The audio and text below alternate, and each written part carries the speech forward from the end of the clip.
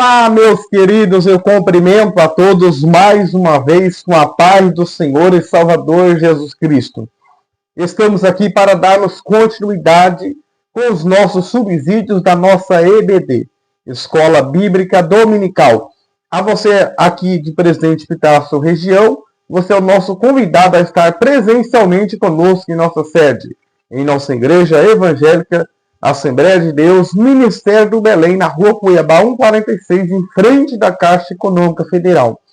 Todos os domingos, às 8h30 da manhã. E também na congregação no bairro da Vila Esperança, onde nós estamos, no mesmo horário, na Rua Antônio Venâncio Lopes, 2034. Essas aulas virtuais não substituem as aulas presenciais. É importante você, meu amigo, minha amiga, professora, seja um aluno assíduo de nossa EBD.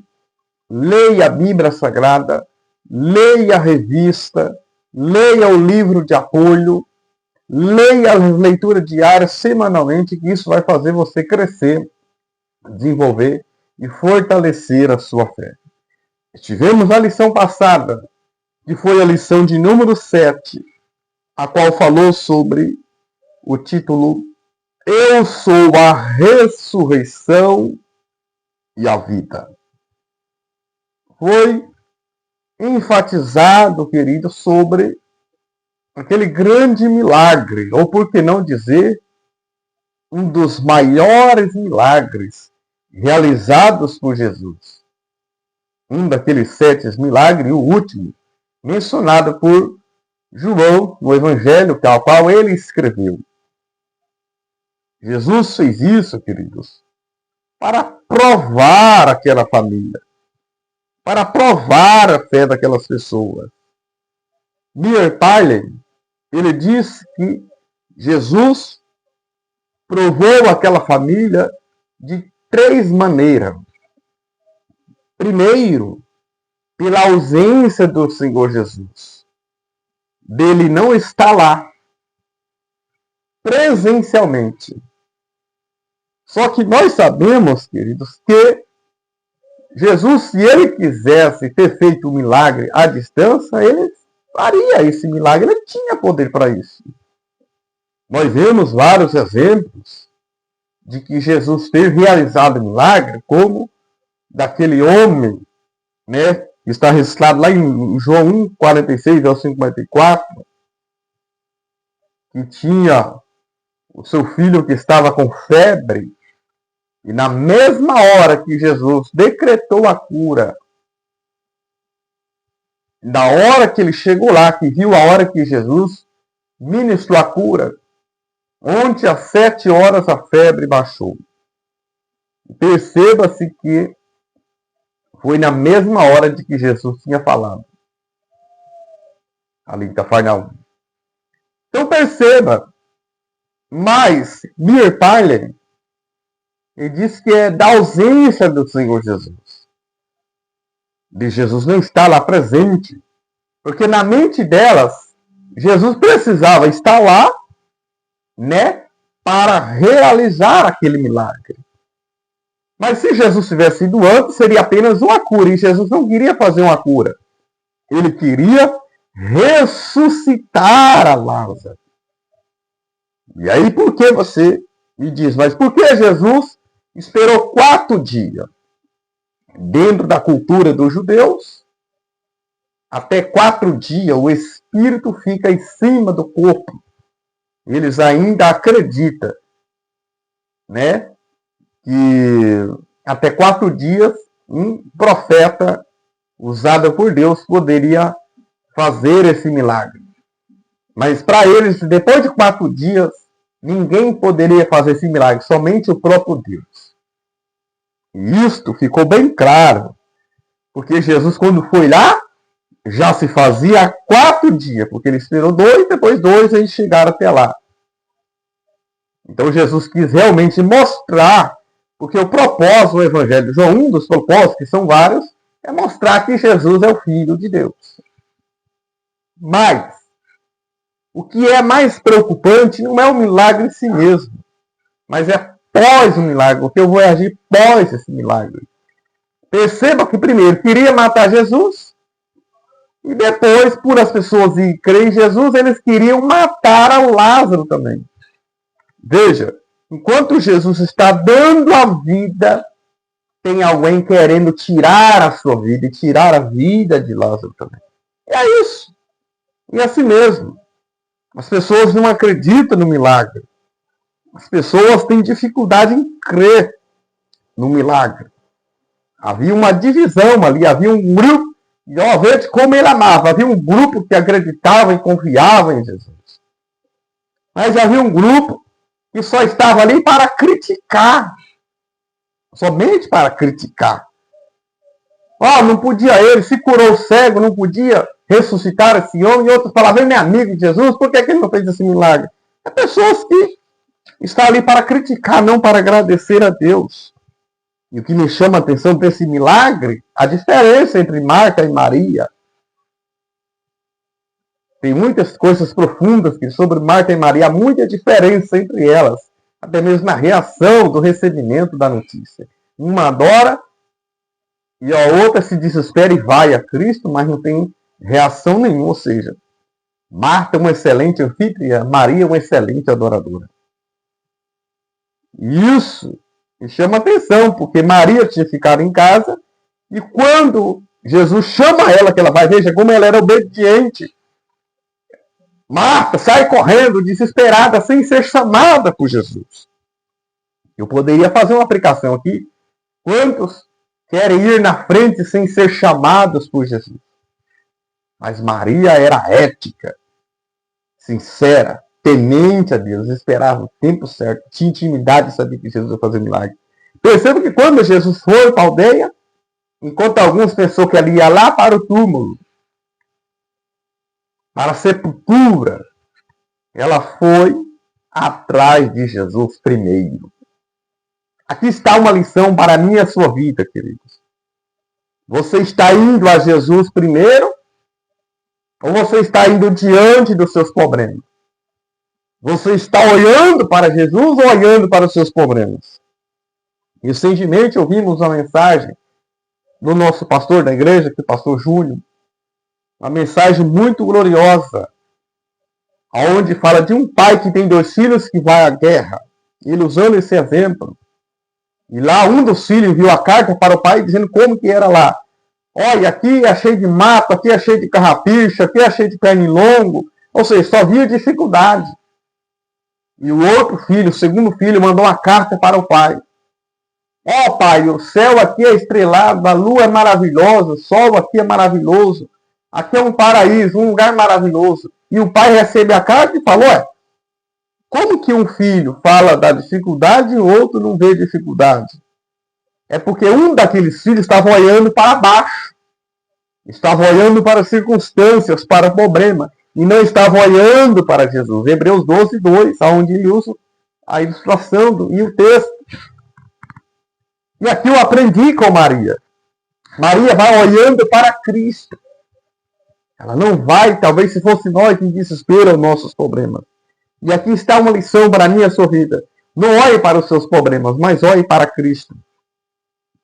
E a segunda aprovação, além da ausência de Jesus, Miller Paley diz que a demora de Jesus. Perceba, para quem é ansioso já não queria esperar, porque Marta, Jesus já corrige ela lá em Lucas 10, porque ela é ansiosa e afadigada.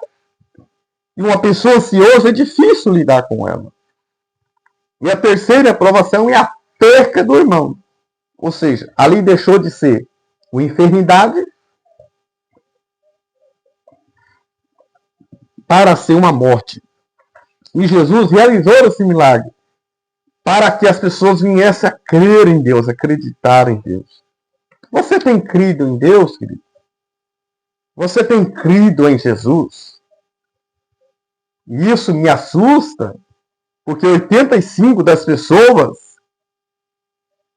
as pesquisas diz, 85% das pessoas diz que crê em Deus. Não era para ser um mundo diferente? Não era para ter um mundo transformado? E hoje nós estamos com a nossa lição de número 8, uma lição de humildade. Isso me chama muito a atenção, que vai estar em João, capítulo 13. Vai nos mostrar o exemplo da humildade do Senhor Jesus. O nosso pastor Edivanir, presidente Edivanir Cruz, sempre ensina sobre essa palavra humildade. Lógico que eu não quero aqui teorizar, mas ele sempre usa a expressão, a palavra humildade, que vem de humus. O que é humus? Vem de umidade. Sabe aquela terra úmida, aquela terra fértil?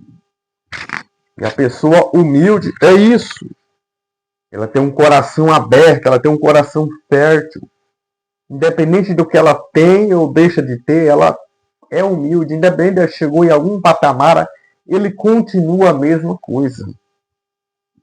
Infelizmente, eu conheço algumas pessoas que que foram amigos, e hoje eu não consigo falar com ele, não consigo acesso a mensagem ou resposta, porque chegaram a um certo nível, esqueceu de ser humilde, esqueceu de onde Deus tirou eles.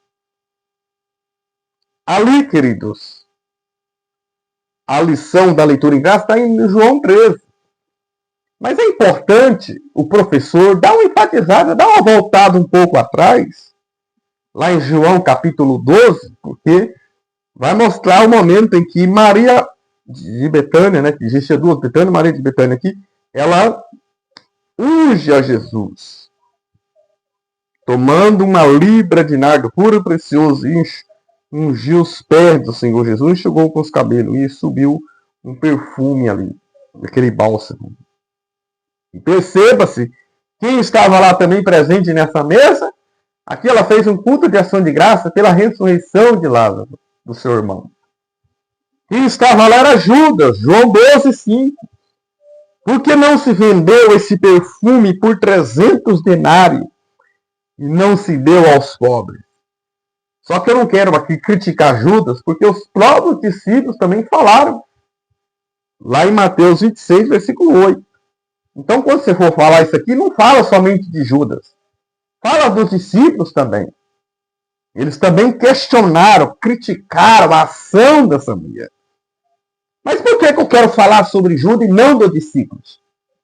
Porque foi Judas que avaliou, que deu valor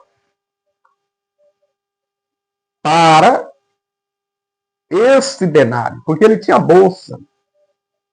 Por isso que hoje há uma certa preocupação de tantas bolsas que temos por aí, principalmente em nosso governo. É Bolsa Família, Bolsa não sei. E essas bolsas eles ficam embolsando para eles. Geralmente os que andam com bolsa são ladrões.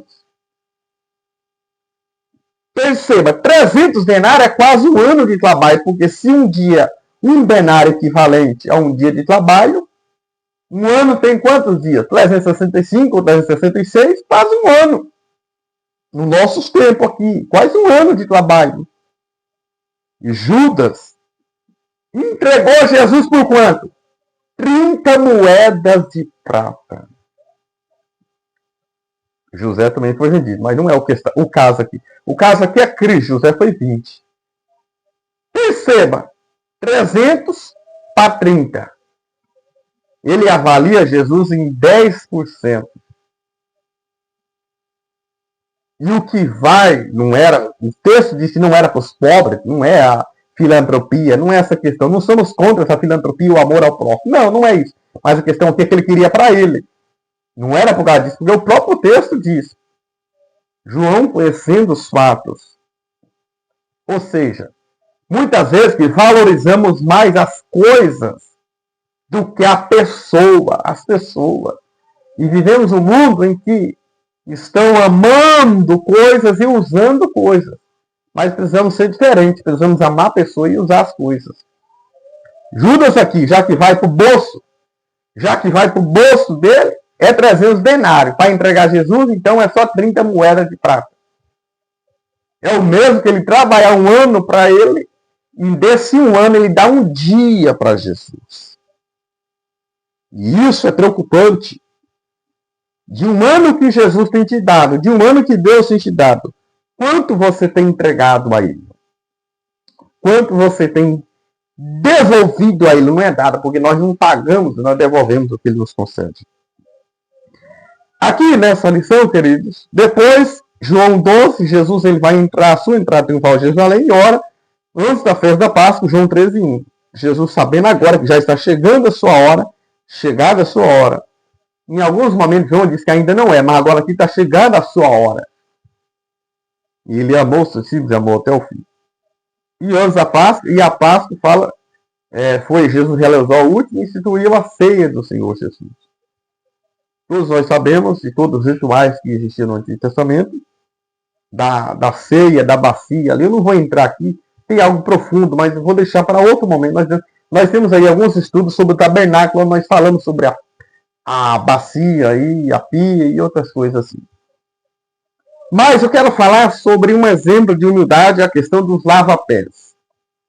Ali em Israel, existiam muitas estradas duras e muitas estradas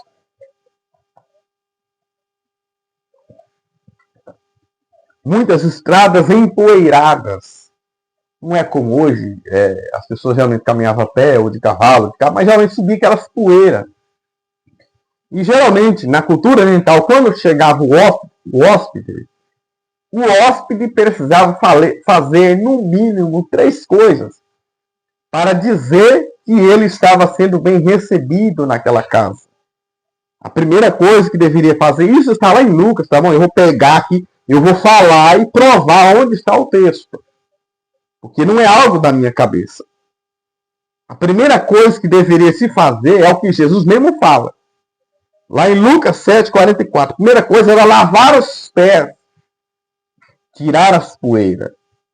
A segunda coisa que deveria fazer, Lucas 7,45, é dar um beijo, um ósculo santo. A terceira coisa que deveria fazer, Lucas 7,46, ungir a cabeça com óleo. E aquela mulher, aquela pecadora, que não é Maria, tá bom? Não confunda com Maria, não é Maria ali, é em outro lugar, em outro momento, em outro ambiente, outra circunstância. Perceba que o fariseu que convidou Jesus deveria fazer isso. E a mulher não faz, ou seja, a mulher faz, mas diferente. Ela não ungiu cabeça, mas os pés. Ela quebra alguns protocolos ali, mas ela quer saber de estar aos pés do Senhor Jesus. É porque ela quer estar mais perto de Jesus. Maria não é mulher pecadora, porque se fosse, ainda que tinha natureza pecaminosa, mas ela não é pecadora aqui, é quando ela é como uma prostituta, uma mulher, né? E perceba que isso é algo muito importante, porque era costume das mulheres receber aquilo de presente como dote para entregar para o noivo. Ela derrama aquele perfume diante do seu amado. E essa mulher está mostrando que Jesus é o amado da sua alma. Mas esse fariseu, ele quebra 3 princípios, mas o que ele não fez, aquela mulher pecadora fez. Então, qual era o costume? Fazer isso. Era costume lavar os pés. Segundo, ósculo santo, um beijo. Quer dizer, bem-vindo, seja bem-vindo a essa casa. E ungir a cabeça com óleo. E mostra a unção. E a pessoa fazendo isso estava dizendo, você é bem-vindo. E nesse momento da lição que nós estamos trabalhando, enfatiza isso. Jesus vai instituir o lava-pés. Que não pegue isso aqui como uma doutrina, como um costume, como muitas aberrações, que nós temos hoje muitas igrejas lavando o pé. Isso aqui não é doutrina, Jesus dá um exemplo de humildade. Isso não é uma regra e muito menos uma doutrina como spa que nós estamos na igreja. Não é isso. Quem quiser fazer spa, vai fazer lá onde faz esse tipo de coisa. Dentro da igreja não é lugar de fazer spa. Ou ficar lavando os pés, porque isso não é uma doutrina. Jesus aqui deu um exemplo de humildade, porque alguém ali não fez e ele fez. Né? Lava-pés, uma história real sobre humildade. Jesus lavar os pés, que era antes da Páscoa. Né? Perceba que lá em o Êxodo 30, 17 a 21, antes do sumo sacerdote entrar no lugar santíssimo, depois que ele passava pelo altar do holocausto, ele chegava a uma pia de lavatório, aonde ele lavava as mãos e os pés. Mãos fala da minha ação, da minha atividade. Os pés fala do meu mandado, do meu caminhado, do meu comportamento. Aquele que é limpo de mãos e puro de coração, como diz o Salmo 24, quem entrará no reino dos céus. Isso aqui é uma simbologia para nós entendermos. Jesus, ele fez isso, ele ilustra a humildade como uma virtude essencial para os seguidores na expressão do reino de Deus. O desenvolvimento da história. Jesus despojou ali das suas roupas, das suas vestes, tirou a sua túnica e cingiu com a toalha para realizar aquele trabalho ali, para realizar a sua tarefa. Jesus mostra aqui, queridos, que está disponível para servir. Né? O ponto 2 pontualiza isso. Ao chegar à residência designada para a ceia, olha só, Jesus verificou que não havia um servo disponível para lavar os pés. Quantas pessoas, queridos, ele tem preparamento, mas não tem disposição. Quantas pessoas esperam um pelo outro. Hoje eu sou considerado como evangelista pela graça de Deus. Em nossa convenção lá em São Paulo, posso chegar, sentar no púlpito. Mas isso, queridos, eu preciso entender que isso não é por mérito, pela graça de Deus. Isso não nos dá o direito de eu ser maior do que alguém, eu não querer mais servir água ou servir a mesa. Recentemente eu fiz uma festa, eu esperei, eu fui quase o último a sair, eu, meu pastor presidente, para ajudar as cadeiras, ajudar as coisas, organizar as coisas. Porque no reino de Deus é diferente, é o maior serve o menor. Veja que ninguém tomou atitude. Jesus estava ali, mas ninguém se prontificou, não. Eu vou mostrar que eu sou diferente. Né? Jesus tomou essa atitude. Ponto 3, mudança de paradigma. Né? Hoje, os valores são diferentes. Né? O propósito do reino de Deus, se os valores pelo mestre foram realmente praticados pelos seus seguidores. Ou seja, Jesus aqui quis dar um exemplo. Ele mesmo diz, Mateus 11:9, que ele é manso e humilde de coração. Hoje temos pessoas que querem estar lá no patamar, quando chega a certa posição, não quer mais fazer serviço, né? De uma pessoa que é inferior a ele, na questão de títulos. Porque perante Deus todo mundo somos iguais. Né? O propósito do reino de Deus é esse. É nós servir. Esse é o chamado de ministério da toalha e bacia. Precisamos voltar à essência, ao primeiro amor. Precisamos servir as pessoas, queridos. Jesus fez um ato aqui do cotidiano. E o cristianismo vai se tornar eficaz se isso acontecer na minha e na sua vida. Né? Então isso é muito importante nós entendermos. E Jesus pediu que as pessoas imitassem ele. O tópico 2 fala, humildade implica autoconhecimento. Conhecimento é a própria natureza. Perceba que Jesus se identifica, João 13, né? 13, que ele é mestre e senhor. E se eu veja, ele chama Jesus de mestre e senhor. Lá em João, capítulo 13, versículo 13. Mas Jesus repreende, corrigindo eles. Eu sou senhor e mestre. O que Jesus está dizendo com isso? Eles falam que Jesus falou que ele chama ele de mestre e senhor. Jesus falou, se eu sou senhor e mestre. Porque antes de Jesus ser mestre na terra, ele já é senhor lá no céu. Veja Jesus que dizer que ele é um senhor e está dando exemplo. E vocês me chamam de mestre, mas eu sou senhor antes de ser mestre. Mesmo sendo senhor, aquele que governa, aquele que comanda, aquele que dá as ordens. Eu estou dando um exemplo de servir. Há uma famosa frase que diz: quem não vive para servir, não serve para viver. Aprendemos, queridos, com Jesus, que nós devemos ter uma vida, porque hoje nós temos uma geração que quer ser visto, não uma geração que quer servir. Preferimos olhar de cima para baixo, como diz aqui no tópico 2.1, raramente de baixo para cima. E essa é a realidade. E essa é a realidade. Porque Jesus vai dar um exemplo sobre o reino desse mundo. Vai na contramão do reino desse mundo. Porque lá em Lucas 22, 25, né, os governantes, as autoridades desse mundo colocam as pessoas inferiores a eles lá embaixo, domina, governa. Mas Jesus quis dizer que o reino de Deus é diferente do reino desse mundo. E muitas vezes, quando a gente não toma algumas iniciativas, ou talvez quando toma, alguns ficam falando.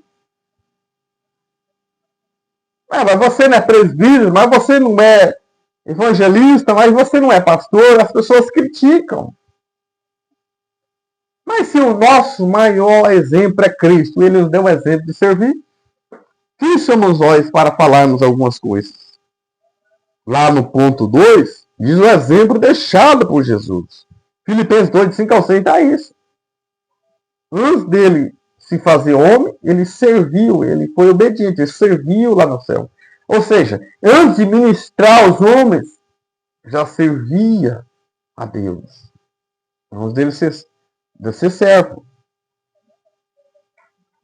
Né? Ou seja, antes dele se humanizar. Paulo fala do mesmo sentimento que houve em Cristo Jesus, que sendo Deus não teve por usurpação ser igual a Deus, mas aniquilou, ou seja, murchou, esvaziou da sua glória, não da sua divindade. E Lucas 22, 25 vai enfatizar isso. As pessoas do mundo querem governar os outros, não quer mais servir como segundo. Vai ver se um ministro, porque a palavra ministro significa servo. Vai ver se algum ministro lá em Brasília serve alguém. Eles não servem, porque chega ao certo nível que eles não querem servir. Jesus deu o exemplo das pessoas desse mundo. O maior no reino dos céus. Ponto 3. No reino de Deus, ele é diferente. O primeiro serve o último. Vai na contramão desse mundo. Veja que os discípulos, eles queriam posição, eles queriam cadeira. É o que nós vamos falar aqui no tópico 3. Humildade x ostentação. Hoje as pessoas querem posto, quer ostentação, quer estar acima das pessoas.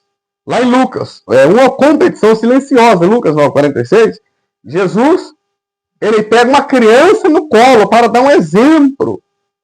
Olha só, prega uma criança no colo para dar um exemplo, para dar uma lição para quem está na cadeira. Eram os escribas e fariseus.